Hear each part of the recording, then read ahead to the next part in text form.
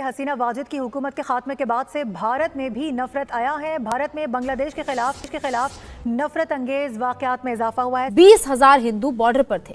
आगे और बड़े प्रदर्शन की तैयारी है। हिंदुओं का गुस्सा अगर और बढ़ा तो अंजाम कुछ भी हो सकता है।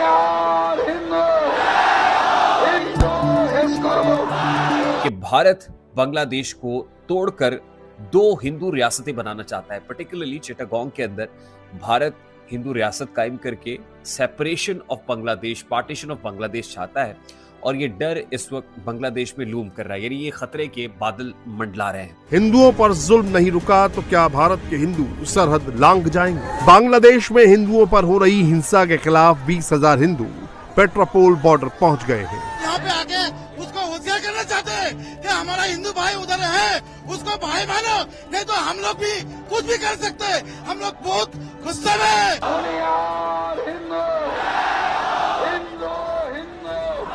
अब लग रहा है कि जितनी शिद्दत से बांग्लादेश इसको महसूस कर रहा है और पाकिस्तान के साथ बातचीत हो रही है, भारत के अंदर खलबली मची हुई है, भारत को आग लगी हुई है कि अगर ये हो गया तो भारत के लिए एक बहुत बड़ा खतरा पैदा हो जाएगा। और ऐसे भेड़ियों को अनाज नहीं पहुंचाना चाहिए, ऐसे खूनी दरिंदों को हमें किसी भी तरीके का कोई भी हेल्प नहीं देना चाहिए, जो इंसान का खून पीने को ही अपना मजहब समझते हैं। तो मुझे लगता है कि आदरणीय प्रधानमंत्री को अब बंद कर देना चाहिए बांग्लादेश को कोई भी सामान भेजना। बांग्लादेश में हिंदुओं के खिलाफ जारी हिंसा और साधु संतों के दमन के खिलाफ भारत में गुस्सा फूटने लगा है। पश्चिम बंगाल के साधु संतों ने एक समूह ने हिंदू नेता की गिरफ्तारी के खिलाफ भारत बांग्लादेश की सीमा पर जबरदस्त विरोध प्रदर्शन किया।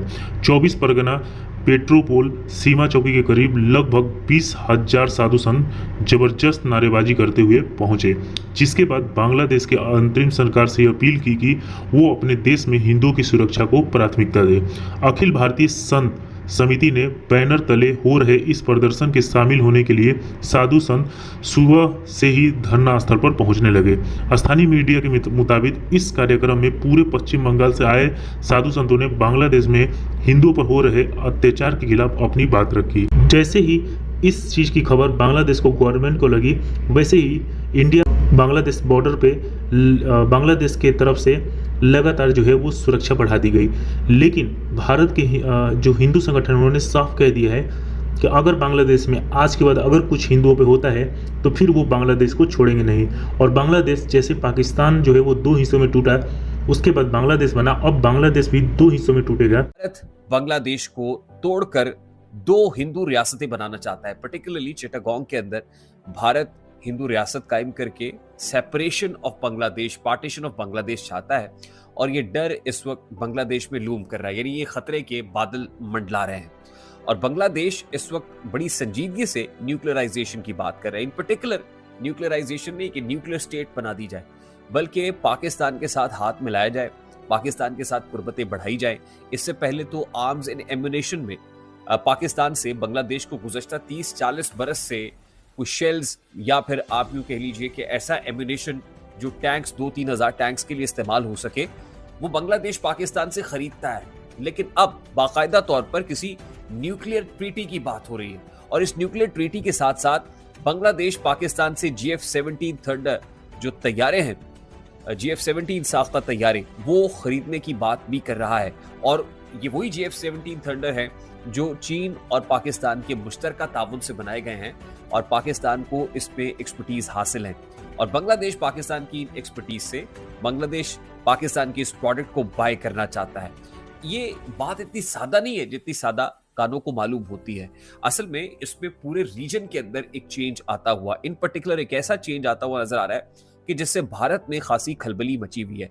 भारत के जिसका बहुत इन्फ्लुएंस था बांग्लादेश के ऊपर, और इसी इन्फ्लुएंस के तहत जो सार्क, साउथ एशियन जो रीजनल कोऑपरेशन ऑर्गेनाइजेशन थी, सार्क जो पाकिस्तान जिसमें मौजूद था, भारत ने पाकिस्तान को इस सार्क से एक्सक्लूड किया और एक पैरेलल ऑर्गेनाइजेशन बना ली, BBNI, जिसमें बांग्लादेश, भूटान, नेपाल और इंडिया शामिल थे और पाकिस्तान को निकाल बाहर किया गया। अब डॉक्टर मोहम्मद यूनुस जो इंटरिम प्राइम मिनिस्टर हैं बांग्लादेश के, वो सार्क के रिवाइवल की बात करते हैं और रिवाइवल की बात होती है UN जनरल असेंबली की साइडलाइंस पे, जहां पर डॉक्टर मोहम्मद यूनुस की प्राइम मिनिस्टर शहबाज शरीफ साहब से मुलाकात होती है और उसमें वो इस दिलचस्पी का और इस ख्वाहिश का इजहार करते हैं कि सार्क को एक बार फिर बहाल होना चाहिए और पाकिस्तान और बांग्लादेश की जो डिप्लोमेटिक रिलेशंस हैं उनको भी बहाल होना चाहिए। अब ये डिप्लोमेटिक रिलेशंस जो पाकिस्तान और बांग्लादेश के माबैन थे, ये शेख हसीना वाजिद के दौरे इक़्तिदार के अंदर मांद पड़ गए थे। 2008-9 में जब से शेख हसीना वाजिद एक बार फिर बांग्लादेश में वज़ीर आज़म बन के आई, तो उस दौरान पाकिस्तान और बांग्लादेश के माबैन जो डिप्लोमेटिक एंगेजमेंट है उसमें खासी सर्द मोहरी। अब तो ये जो डिप्लोमेटिक वफूद हैं